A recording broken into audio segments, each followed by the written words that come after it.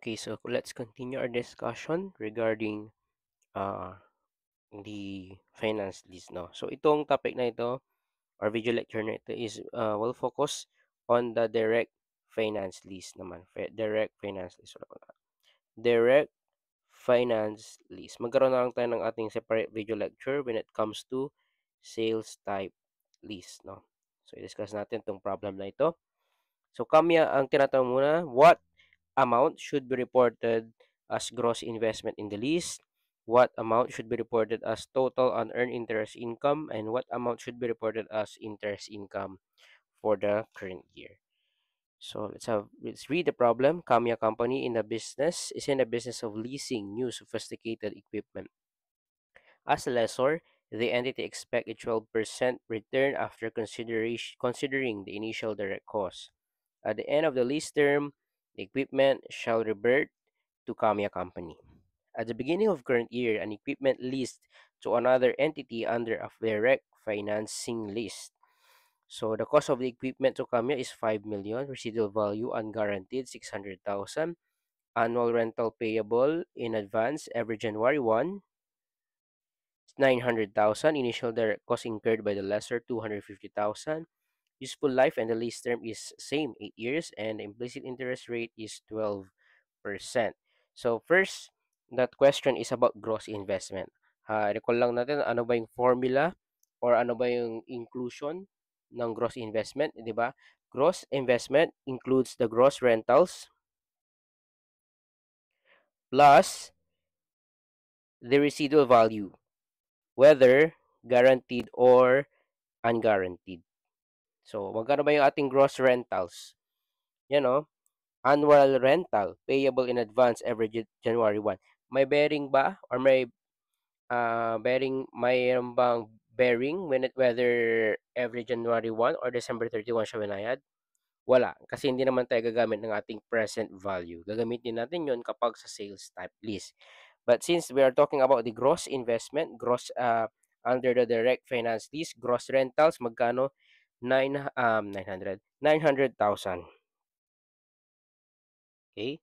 Multiply by how many years? 'Di ba? Gross rentals eh. Ibig sabihin kung magkano yung total na binayad niya. 8 years siya nag-rent, so 900,000 times 8, that would be 7,200,000. Residual value, unguaranteed. So magkano? 600,000. Kailan ba natin i-multiply? Hindi. Kasi nga ang residual value is at the end of its useful life na. One time ano lang 'yon. Parang one time recognition lang 'yon. Hindi 'yon annually. So yung gross rentals lang ang minumultiply natin ng 8 years kasi nga annual siya. So take note that the gross investment is the sum in absolute amount of the gross rentals plus the residual value, whether guaranteed or unguaranteed. So our answer is 7,800,000.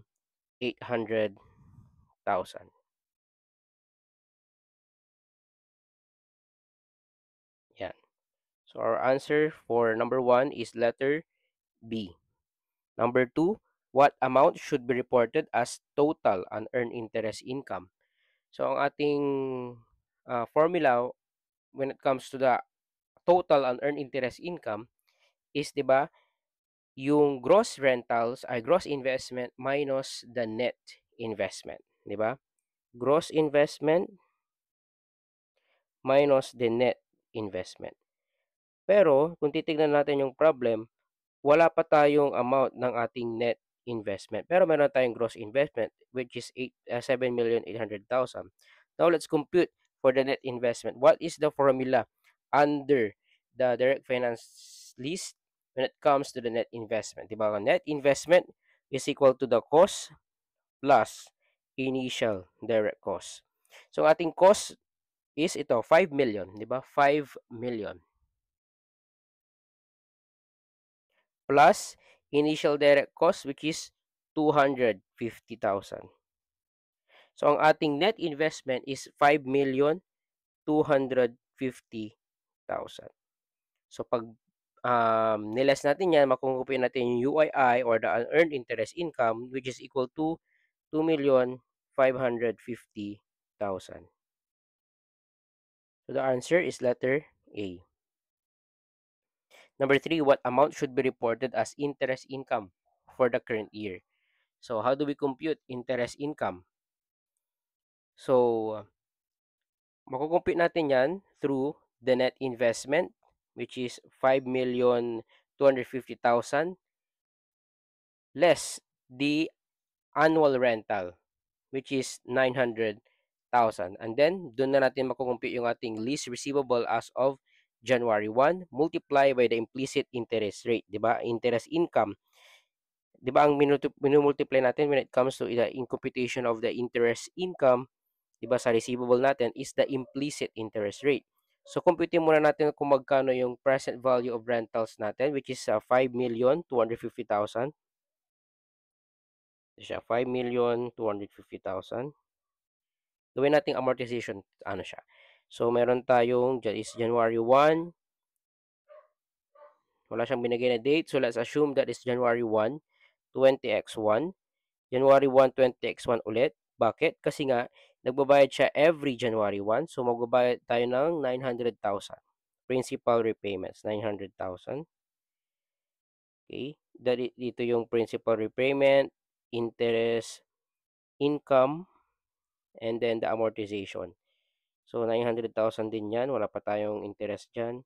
So, pag binawas natin, 5,250,000 less 900,000, that is 4,350,000.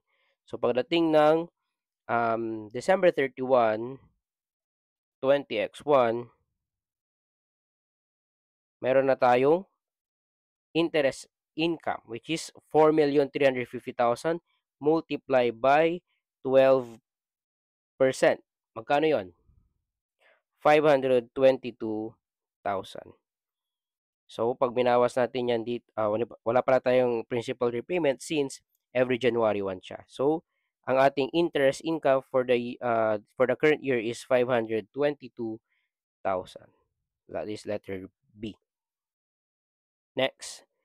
So, okay na tayo dyan. Gross investment, unearned interest income, net investment, as well as the interest income. Let's have another problem. Okay? Ngayon naman, ang tinatanong is, at the commencement, what would be the net lease receivable on the part of lessor? Number 2, what amount should be reported as gross investment in the lessee? Total unearned interest income, and then interest income. Take note, magkaiba yung unearned interest income sa interest income. Pag unearned interest income, that is the UII, gross investment less net investment. Interest income, that is the present value multiplied by, or the carrying amount multiplied by the implicit interest rate. Okay? So, question number 1, basahin muna natin pala yung problem. At the beginning of the current year, lessor company leased a machine to lessee company. The machine had an original cost of 6 million. The lease term was 5 years and the implicit interest rate on the lease was 15%. The lease is properly classified as a direct finance lease. The annual lease payments of 1,750,000 are made each December 31. The machine will revert to the lessor company at the end of the lease term, at which the guaranteed residual value of machine will be 275,000. So at the commencement of the lease, what would be the net lease receivable on the part of the lessor? So ang sagot natin dyan is letter C, which is 6 million. Ibig sabihin, yung lease receivable na matatanggap on the part of the lessor would be equal to the cost of the asset. Magkano ba yung cost ng asset natin? Ito, 6 million. Kasi nga, yun, sabi niya, ito, nag-lease si, lessor, yung 6 million, okay? That is letter C.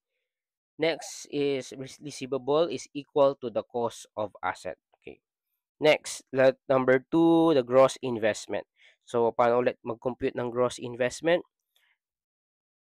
Gross rentals plus the unguaranteed or residual value, whether guaranteed or unguaranteed. Magkano yung gross rentals natin? We have 1,750,000. Take note, annual. Yan yun, annual. which are made every December 31. So 1,750 multiply by how many years? Sabi niya 5 years, 'di ba? 5 years. The lease term was 5 years. And then the residual value is 275,000. So this is 8,750,000 plus the residual value of 275,000. The answer is 9,025,000. Okay. Next, let's talk about the unearned interest income, gross investment minus net investment. Meron na tayong gross investment na 9,025,000. Paano naman kino-compute yung ating net investment? Di ba? Cost plus initial direct cost. Ang cost natin is 6 million. Meron bang initial direct cost? Wala. So kung wala, wag hanapin, 'di ba? Kung ano lang yung provided sa ating problem. Kasi minsan na-overthink natin, 'di ba? Kahit wala naman, isinanap natin. So that is 3,025,000. That would be the UII or the unearned interest income. Next, interest income. Magkano yung ating interest income? That would be the cost. Okay? Cost or yung net investment natin, which is 6 million. Kagaya dito sa kinumpit natin, yung 5,250 ang ginamit natin, cost of the asset, no? So, the net investment natin is 6 million multiply by, walang 6 million multiply by 15%. That would be 900,000. Bakit, sir, hindi namin minus yung 1,750 na lease payments? Kasi nga, every December 31. Dito sa ating problem, minus natin yung um, minus natin itong 900,000 kasi nga, dito sa ating problem, every January 1 siya nagbabayad. So, payable in advance. So, since nagbayad ka ng January 1, ibawas na agad natin ng January 1 pa lang yung 900,000. But in our case here, since binayad siya ng December 31, so ang ating interest income for the current year would be yung 900,000 lang. Ay yung ano lang, multiply mo na agad yung 6 million ng ating 15% kasi hindi pa siya nagbabayad for the current year. So that is 900,000. Letter C. Next, let's have the last problem. Ito naman is nagkaroon ng transfer ng title. Okay? The question is, what amount should be recognized as annual lease rental payable in advance required to yield the desired return? So let's read the problem. Irene Company decided to enter the leasing business. The entity acquired a specialized packaging for 2,300,000. At the beginning of current year, the entity leased the machine under a direct financing lease for a period of 6 years, after which title to the machine is transferred to the lessee. The 6 annual lease payments are due each January 1, and the first payment was made on January 1 of the current year. The residual value of the machine is 200,000. The lease term are arranged so that the return of 12% is earned by the Arene company. The present value of 1 at 12% for 6 periods is 0.51, and the present value of an annuity in advance of 1 at 12% for 6 periods is 4.60. What amount should be recognized as annual? Take note yung annual lease rental payable in advance required to yield the desired return. Ang hinahanap natin is yung amount nung ating lease payment. So, kukumpitin natin yan by work back. So, magkano ba yung cost ng ating asset? Doon tayo mag-i-start. Cost of the asset is 2,300,000. Eh, di ba kung magkukumpute tayo ng ating annual lease payment or gross rental, sabihin natin gross rental. At annual rental na lang. Annual rental multiply by the present value, and then yung ating residual value. But then, since na-transfer yung title to the lessee, ibig sabihin hindi na si lessor ang may-ari, then the residual value is ignored. Kasi nga, di ba, nagkakaroon lang na, nire-recognize yung residual value kapag na-retain or will revert back to the lessor. Di ba, ang residual value is yung, that is the parang fair value or the carrying amount of the asset at the end of its useful life. Eh kung wala na kay lessor yon, hindi niya na i-recognize kasi nga na-transfer na yung ownership sa lessee. So, hindi na siya pasok or hindi na siya magiging part nung annual revenue or yung gross investment, 'di ba? Na tinatawag natin. So, ating cost of the asset is 2,300,000. Okay? And then magkano ba yung ating at since wala na yan, so that is 2,300,000, wala na yung ating residual value that is ignored. Because, sulat nga natin, there is transferred to lessee na. Okay? So, that is 2,300,000. And then, di ba yung annual rental natin, minimultiply natin ang ating present value, which is equal to 4.60. Bakit 4.60? Nagbabayad kasi siya ng every January 1. So, that is 4.60. So, ang gagawin natin, work back from 2,300,000, i-work back natin papunta dito, 2,300,000 divided by 4.60, our answer is 500,000. Diba? I-recheck mo, 500,000 times 4.60, lalabas 2,300,000. And then, wala tayong residual value, so ang ating cost of the asset is 2,300,000. But our final answer would be 500,000 because we are looking for the annual lease rental payable that is required to pay in advance. Yon. So, yan ang ating mga problems when it comes to direct finance lease. So, next, ito yung summary.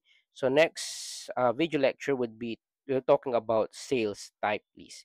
So, thank you for watching this video and see you on the next video lecture.